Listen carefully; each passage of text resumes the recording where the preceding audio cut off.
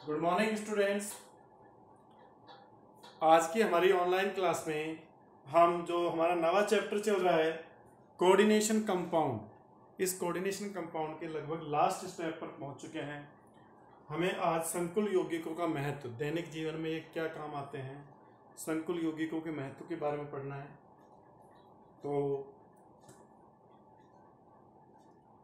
महत्व में 3 पार्ट में इसको डिवाइड किया है। सबसे पहला है जैविक तंत्र में, जैव प्रणाली में हमारे शरीर में भी कुछ संकुल यौगिक पाए जाते हैं जो महत्वपूर्ण कार्य करते हैं। तो इस जैव प्रणाली में जो सबसे पहला है रक्त का लाल वर्ण, रक्त का लाल वर्णक कौन सा है? हीमोग्लोबिन। आप सब परिचित हैं हीमोग्लोबिन से। लाल वर्णक हीमोग्लोबिन, बायोलॉजी के बच्चे अच्छे से जानते होंगे इसे।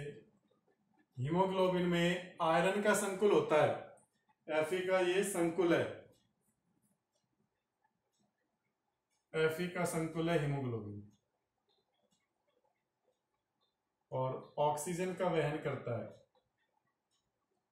O2 का वहन ऑक्सीजन को शरीर की सारी कोशिकाओं तक पहुंचाने का कार्य करता है। देखिए, जो आपका हीमोग्लोबिन रहता है, ये पॉइंट याद रखना, जब हीमोग्लोबिन से ऑक्सीजन नहीं जुड़ी है, ब्लड में केवल हीमोग्लोबिन है, तो उस समय आयरन जो Fe+2 ऑक्सीडेशन स्टेट में रहता है और उच्च चक्रण संकुल होता है। कैसा होता है? उच्च चक्रण संकुल, ये याद रखना है आपको। और इसमें अयुग्मित इलेक्ट्रॉन होते हैं 4। अयुग्मित इलेक्ट्रॉन कितने होते हैं? 4 होते हैं।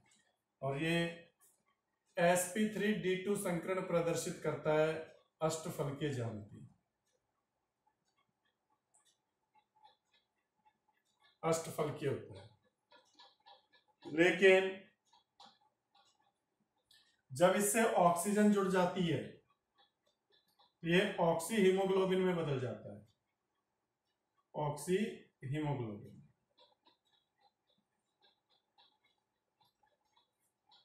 अब ये Fe+4 ऑक्सीडेशन स्टेट में आ जाता है, सॉरी +2 में ही रहता है, Fe+2 में, 4 में नहीं, +2 में। ऑक्सीडेशन स्टेट तो वही रहती है, लेकिन ऑक्सीजन जुड़ जाता है। ऑक्सीजन जो दुर्बल लिगैंड है, इस कारण से निम्न चक्रण संकुल बनाते हैं। क्या बनाते हैं? निम्न चक्रण संकुल। और इसमें अयुग्मित इलेक्ट्रॉन नहीं रहते, सब पेयर्ड हो जाते हैं। तो n बराबर क्या हो जाता है? 0। n बराबर क्या हो जाता है? 0। और जो संकरण है वो भी इसका हो जाता है D2sp3। इलेक्ट्रॉन की पेयरिंग हो जाती है, तभी तो अंदर वाले n-1d कक्षक इलेक्ट्रॉन संकरण में भाग लेते हैं अष्टफलकीय ज्यामिति। तो ये दोनों स्थितियों में मैंने आपको बता दिया है कौन सा संकरण होता है, ऑक्सीकरण अवस्था क्या होती है, Fe की कौन सा संकुल होता है, ये हीमोग्लोबिन में। इसके बाद दूसरा आता है क्लोरोफिल।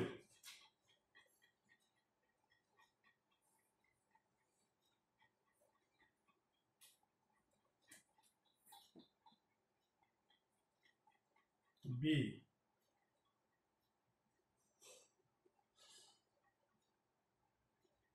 क्लोरोफिल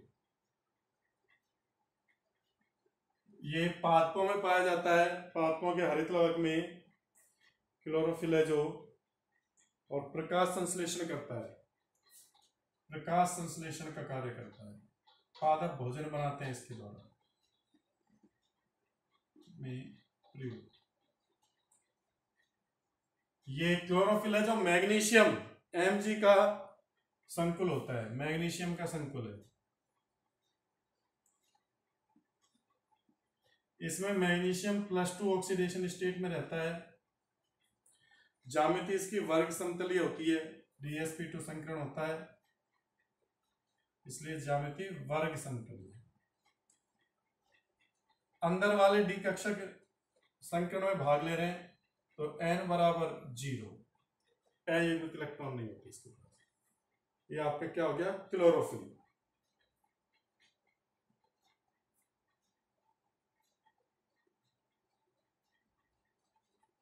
इसी तरह से एक विटामिन है हमारी बॉडी में, विटामिन B12, विटामिन B12, इसको साइनोकोबाल्मिन भी बोलते हैं।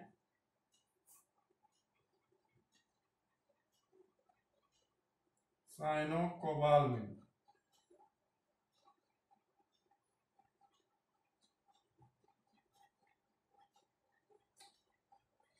ये कोबाल्ट का संकुल होता है, कोबाल्ट +1 ऑक्सीडेशन, ये कोबाल्ट +1 का संकुल है। इसी तरह से एक प्लेटिनम का संकुल है जो कि कैंसर के उपचार में प्रयुक्त होता है।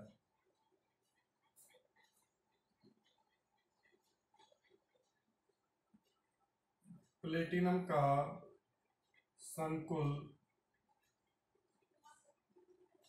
प्लेटिनम का संकुल होता है सिस प्लेटिन बोलते हैं इसको, सिस रूप रहता है, सिस प्लेटिन।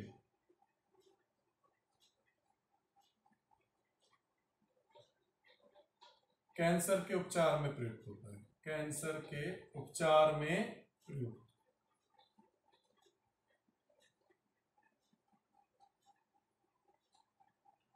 प्लेटिनम का जो संकुल है सिस प्लेटिन, ये कैंसर के उपचार में प्रयुक्त होता है।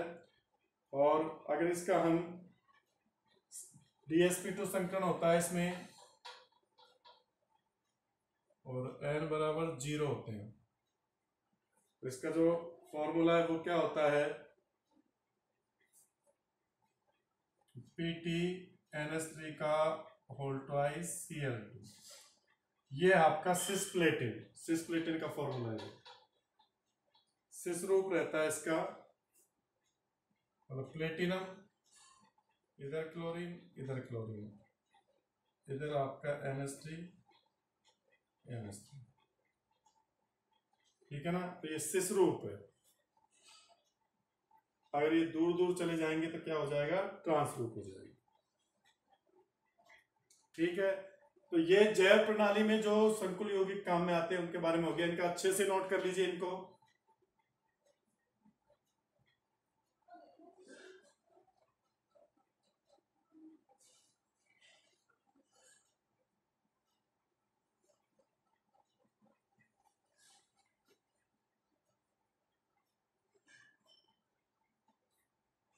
स्क्रीनशॉट ले लीजिए भाई इनका।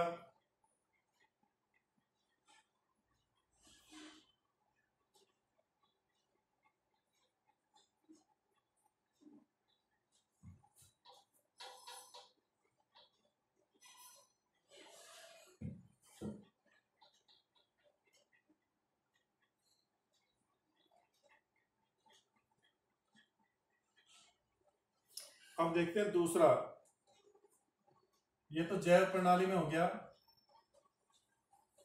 अब धातुओं के निष्कर्षण या परिष्करण में भी इसका उपयोग होता है।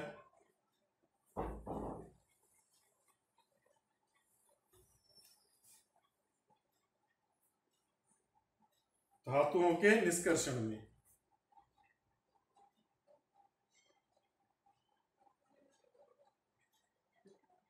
धातुओं के निष्कर्षण में,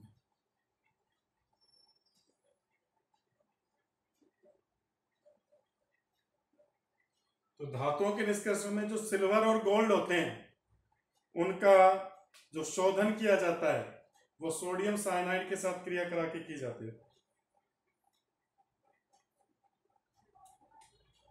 जैसे ये Ag2S सल्फाइड अयस्क सिल्वर का, तो इसकी क्रिया हम सोडियम साइनाइड से कराते हैं। ये रिएक्शन आप धातु क्रम वाले चैप्टर में भी देख चुके हो।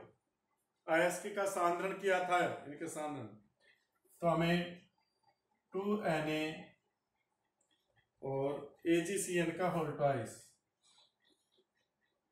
ये संकुल मिलता है। डाइसाइनो सिल्वर।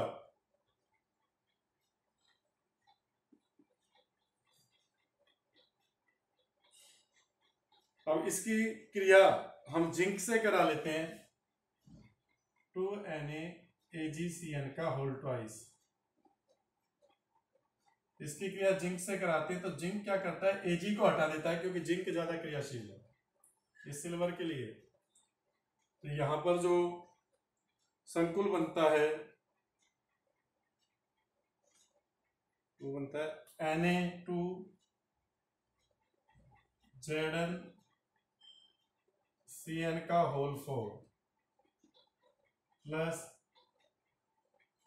आपका जो Ag है ये बाहर आ जाता है 2Ag, तो सिल्वर बाहर आ गया शुद्ध। ठीक है भाई।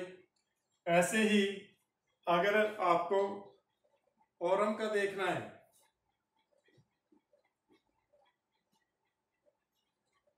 ये सांदन वाले टॉपिक में करवाया था मैंने, वहां पर आप देख लीजिएगा, वहां पर भी ये रिएक्शंस कराई थी। तो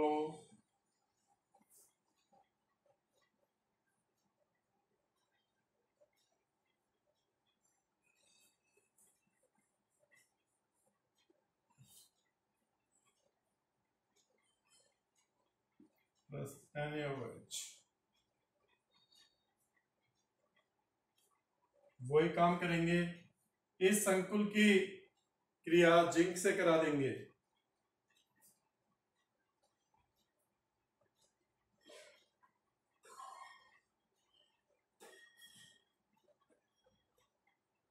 इसकी क्रिया जिंक से कराओ, जिंक ज्यादा रिएक्टिव है, ओरम को हटा देगा, गोल्ड आपका निकल जाएगा और जिंक का जो अपना संकुल बना लेगा।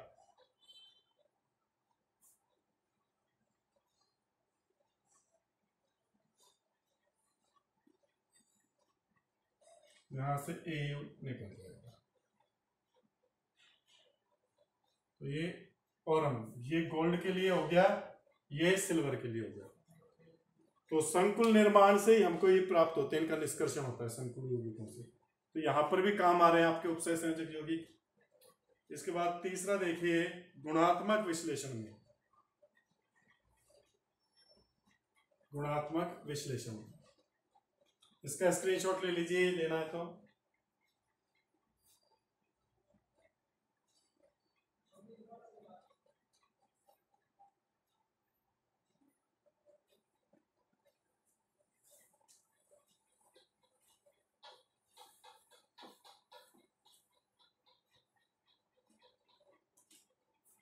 तीसरा उपयोग है गुणात्मक विश्लेषण।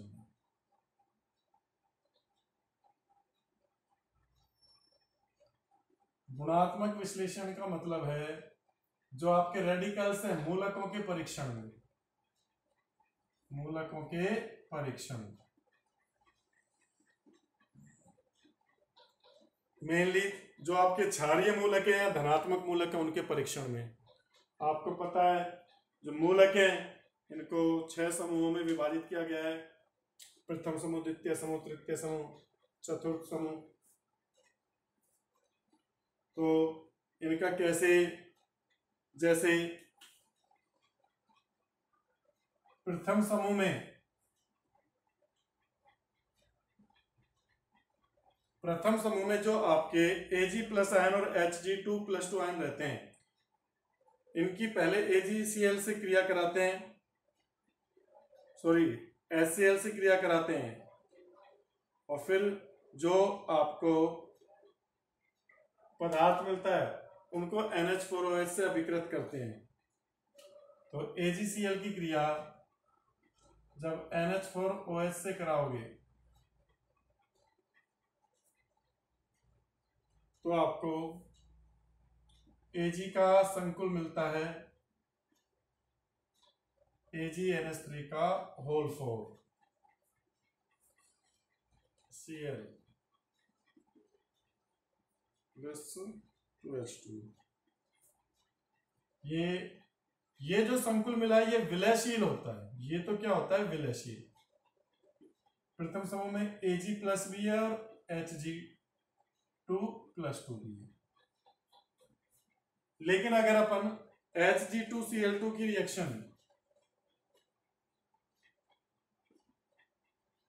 NH4OH से कराते हैं तो हमें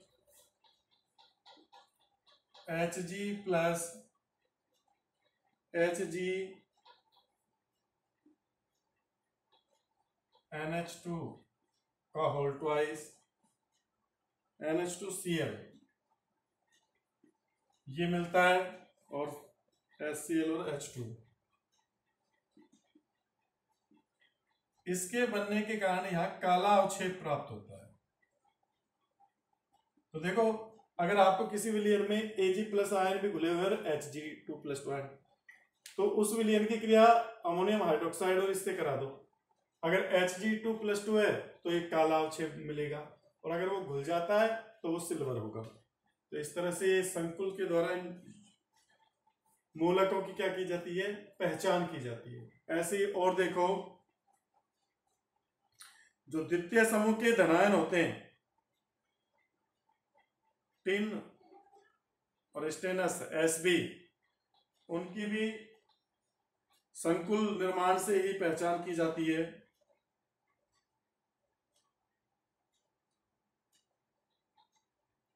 और द्वितीय समूह का देख लीजिए आप,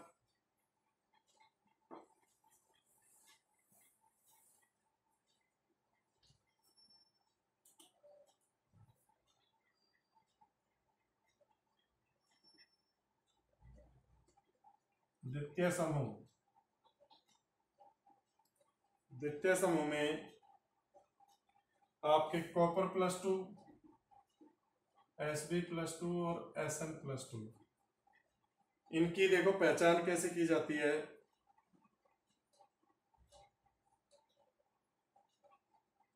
Sb+3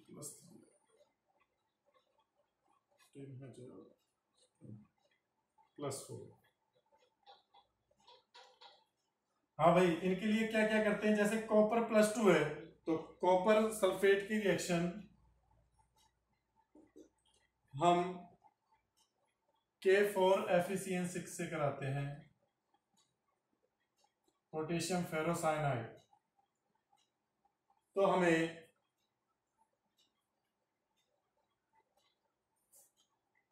Cu2FeCN6 प्लस K2SO4 ये मिल जाता है। ये जो कंपाउंड है इसका चॉकलेटी अवक्षेप होता है, चॉकलेटी रंग का रहता है, ये चॉकलेटी अवक्षेप बनाता है, तो इसकी दूर से पहचान हो जाती है। इसके बाद ये तो पहला हो गया, दूसरा Sb है जो Sp2S3,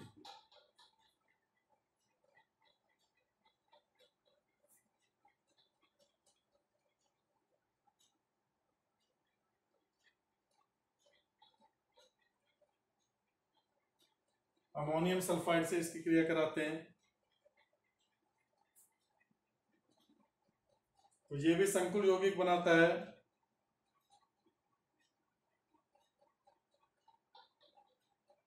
टू NH4 का होल थ्राइस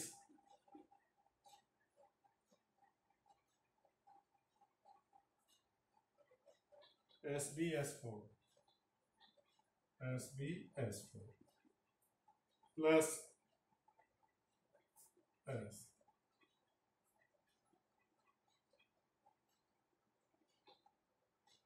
तो ये विलयशील संकुल बनाते हैं। अमोनियम थायो स्टेबिनेट, ये क्या है, अमोनियम थायो स्टेबिनेट, ये विलयशील है। ऐसे ही आपका जो SnH2 है इसकी क्रिया कराते हैं अमोनियम सल्फाइड से, तो ये भी विलयशील संकुल बनाता है एक NH4 का whole twice SnS3 plus S, ये अमोनियम थायोस्टेनेट हो जाता है, थायोस्टेनेट। ये भी विलयशील है, ये भी विलयशील है, ये चॉकलेटी अवक्षेप देता है।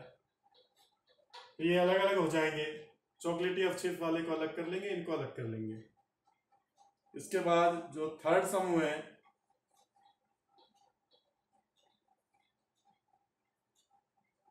अभी मैं बता दूंगा ये समूहों में कौन कौन से धनायन है। इसका स्क्रीनशॉट ले लीजिए।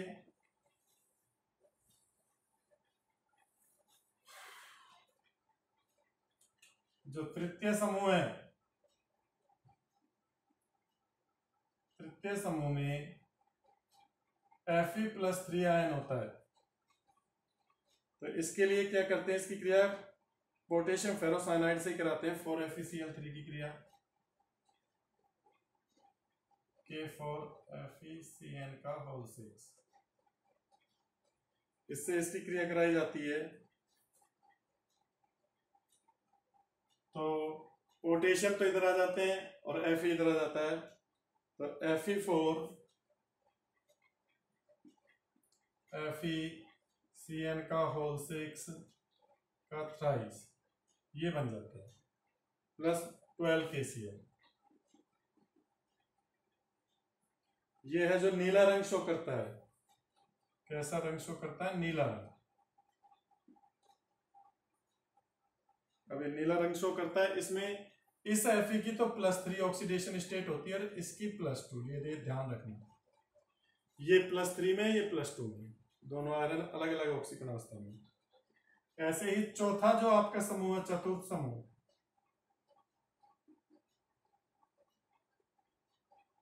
चतुर्थ समूह में जिंक का परीक्षण करते हैं,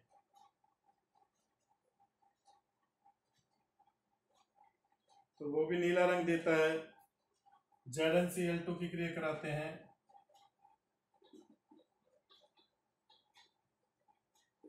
ZnCl2 की रिएक्शन K4FeCN6 से कराते हैं।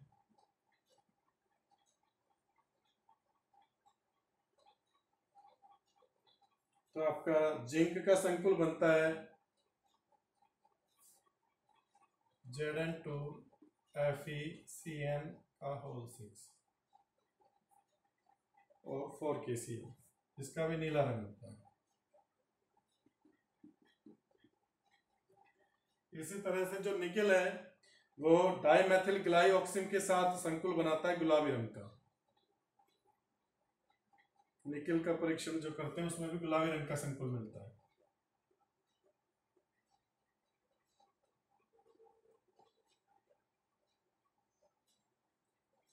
तो इस तरह से ये मूलकों के परीक्षण में भी संकुल यौगिक बन रहे हैं जो उनके टेस्ट करने के काम आते हैं। अब मैं आपको ये मूलक लिखवा देता हूं, रेडिकल्स कौन कौन से हैं और इनको कौन कौन से, इनका जो समूह अभिकर्मक है वो कौन सा है।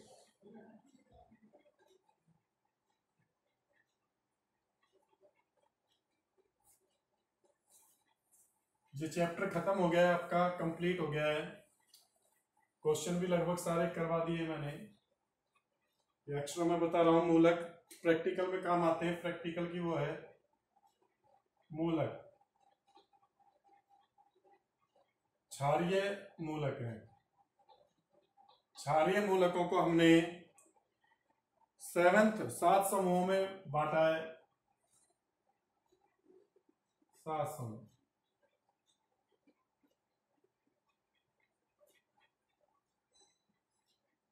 जो सबसे पहला समूह है ग्रुप फर्स्ट, प्रथम समूह,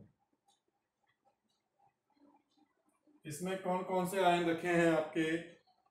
Ag+ Hg2+2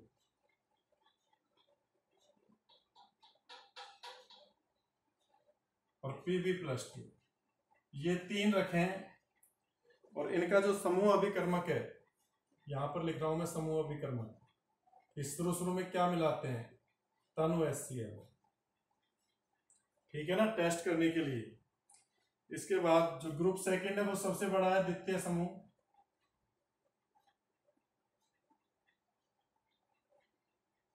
देखो द्वितीय समूह में कौन कौन से हैं, cadmium +2, tin +2, Pb +2, Hg +2, Bi +3, bismuth +3 और Sb +3 और आपका कॉपर +2, As +3 और Sn +4।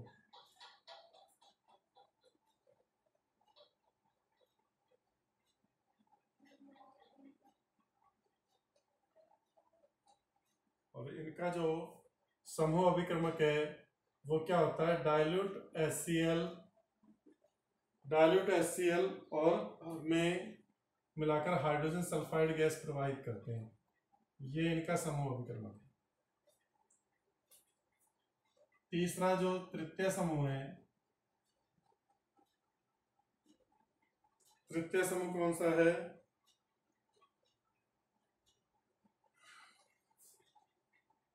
Al +3, क्रोमियम +3 और Fe +3। इसके लिए जो समूह अभिक्रमक है वो NH4OH की उपस्थिति में डाइल्यूट HCl को प्रोवाइड करते हैं, तनु HCl को प्रोवाइड करते हैं। ये इनका समूह अभिक्रमक है।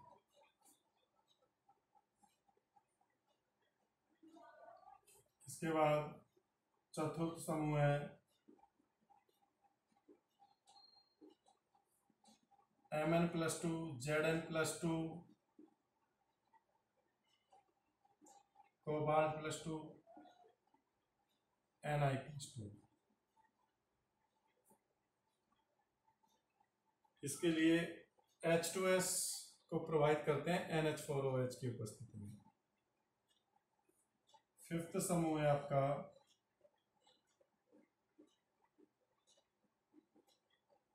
बेरियम +2, स्ट्रांसियम +2 और कैल्शियम +2।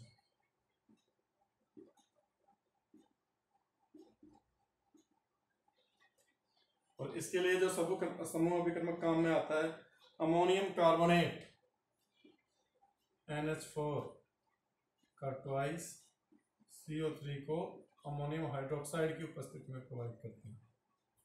ये याद करने प्रैक्टिकल के लिए जरूरी है आपके लिए। जो षष्टम समूह है, छठा, वो बिल्कुल इजी है, उसमें केवल एक ही है आपका Mg+2। और इसके लिए NH4 का ट्वाइस HPO4 डालते हैं, अमोनियम हाइड्रोजन फॉस्फेट। और सातवां जो समूह है उसको जीरो ग्रुप बोलते हैं। इसको कई बार पहले समूह पर भी, पहले नंबर पे भी लिख देते हैं। पहले नंबर पे जीरो समूह लिखते हैं, फिर प्रथम समूह ऐसे। तो 7 समूह है टोटल। जीरो समूह में Na+, K+ और NH4+ है, जिसमें से NH4+ आयन की 12th क्लास में जरूरत पड़ती है। और इसका समूह अभिक्रमक है तनु NaOH, तनु NaOH। अब इसको याद कैसे करोगे आप, इसकी क्या ट्रिक है याद करने की। प्रथम समूह में जो तत्व कौन कौन से, Ag+, Hg2+2 और Pb+2। तो इसको ऐसे याद कर लो, आज होंगे प्रभु के दर्शन पहली बार। क्या लाइन याद रखोगे, आज होंगे प्रभु के दर्शन पहली बार। तो आज होंगे प्रभु के दर्शन पहली बार से प्रथम समूह, समूह अभिक्रमक तनु HCl। द्वितीय समूह क्या है, cadmium +2, Sn +2, Pb+2, Hg+2, Bi+3, Sb+3, copper +2, As+3 और Sn+4। तो इसको कैसे याद रखोगे, CD सुन प्रभु हो गए बीमार, CD सुन प्रभु हो गए बीमार, सब कुछ ऐसा सुना 4 बार। सब कुछ ऐसा सुना 4 बार से मतलब टिन है जो 2 जगह आ रहा है, यहाँ पर तो +2 ऑक्सीडेशन स्टेट है, यहाँ पर +4, तो 4 बार से मतलब Sn है जो +4 ऑक्सीडेशन स्टेट में। इसमें H2S गैस प्रोवाइड करते हैं तनु HCl की उपस्थिति में। फिर तृतीय समूह को कैसे याद रखोगे? अल्लाह से कर फरियाद दिन में 3 बार। 3 से मतलब तीसरा समूह है, अल्लाह से कर फरियाद। ये डाइल्यूट HCl की उपस्थिति में NH4OH डालते हैं। चतुर्थ समूह, मंजन कोई नहीं करता 4 बार, सब करते हैं 2 बार। Mn+2 Zn+2 कोबाल्ट+2 Ni+2। तो मंजन कोई नहीं करता 4 बार, सब करते हैं 2 बार, सारी +2 ऑक्सीडेशन स्टेट है, H2S और NH4OH। इसमें लिख देना भारत सर की 5 बार, तो भारत सर की Ca+2 है 5 बार। अमोनियम कार्बोनेट और NH4OH इसके समूह अभिक्रम होते हैं। और छठा समूह में तो एक एक ही है, ये Mg+2 और अमोनियम आयन, तो ये वैसे याद हो जाएंगे, एक एक के लिए कोई ट्रिक नहीं है। 5 की ट्रिक मैंने आपको बता दी, तो आपको ये याद रखने हैं, प्रैक्टिकल में काम आते हैं। ये आपका 9वां चैप्टर उपसंयोजक यौगिक खत्म हो गया। अगला चैप्टर हम इलेक्ट्रोकेमिस्ट्री शुरू करेंगे, विद्युत रसायन, जो कि 3rd चैप्टर है।